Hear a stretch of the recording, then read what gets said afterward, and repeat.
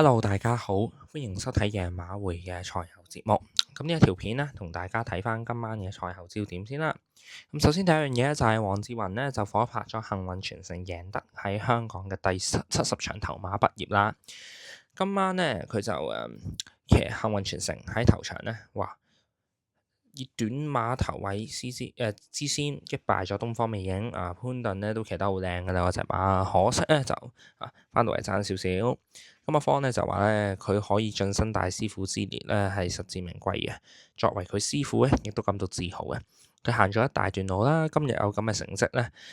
係好值得嘅。而佢一直都好俾心機做嘢，佢都相信呢，有信心呢，佢他日必成大器，亦都樂於給予佢機會嘅。咁今季其實睇翻黃志雲呢，係即係19場頭馬入邊呢，有16場都係阿方。咁可想而知呢，即係阿方係佢好大嘅支持者啦。而呢，我相信呢，就算畢咗業變咗減3磅之後呢，阿方都會繼續支持佢嘅，因為呢個真係阿方嚟噶嘛。即係第二個馬房我唔夠膽包啊！嗱，黃志雲呢，佢亦都咧喺賽後話好高興啦，可以幫佢波士嗰隻幸運傳承贏馬啦。阿方呢係一個好好嘅導師嚟嘅，另外佢都要多謝呢騎校嘅校長陳念慈啦，同埋見習騎師學校啦。咁當然要多謝屋企人嘅支持。嗱，係咧話就話咧，今日咧就搞掂咗嘅，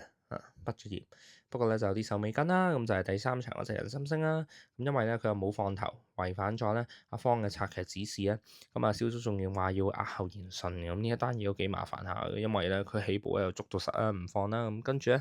頭2段慢步速，第3段比布文太陽勇士開始加快咧，佢越蹬越後蹬後過就嗰隻銀進啦，咁所以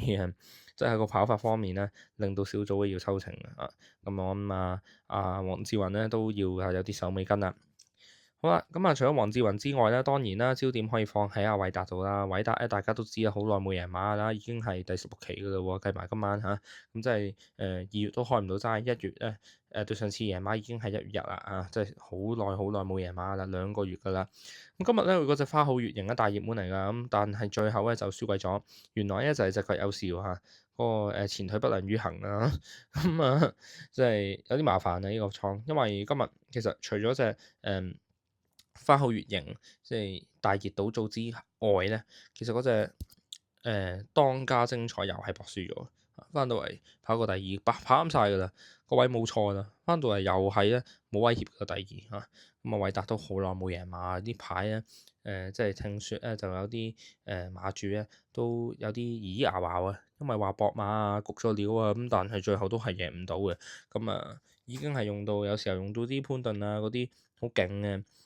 扯到飛嘅騎師咁 suppose 以為係得啦，咁點知谷完料又係咁上下咧，咁真係有啲麻煩啦咁佢同阿蔡明少睇下邊個開齋先啦，兩個都超耐冇贏馬啦。咁最後咧留意下一個賽後報告咧，呢排咧就比較多騎師咧係因為個限邊令咧俾人罰錢嘅，我哋望一望啦。咁首先咧我哋見到咧就係阿巴道啦喺上期嘅賽事啦，過咗200米咧。坐騎連續邁出6步嘅時候咧，就打邊罰咗8000蚊，即係打咗我諗連環5、6邊咁樣啦。咁布文咧同埋潘文輝咧，亦都係因為分別第10場騎巴閉仔啊同埋泰力咧，又係咧俾人罰咗5000蚊同2000蚊嘅。咁布文咧同巴道咧其實都慣慣地犯嘅，開始俾人啄住啦。咁潘文輝我印象中咧，似乎係第一次咧俾人罰錢嘅因為個限邊令咁要小心望下，特別布文成日用一啲連環嘅反手邊啦。潘榮輝一個左手嘅連環嗰啲車輪邊咧，又係犀利嘅，咁所以呢啲如果俾人睺到實嘅話咧，咁嚟緊咧嗰啲用邊嘅規例咧，會揸得緊啲咧，又無啦啦又要跌幾千咧，都幾係嘢㗎嚇。好啊，咁今段片咧嚟到呢一度啦，多謝大家嘅收睇，咁中意嘅話記得 like 夜馬會嘅 channel 啦，咁我哋咧喺下期嘅節目再同大家去睇馬啦。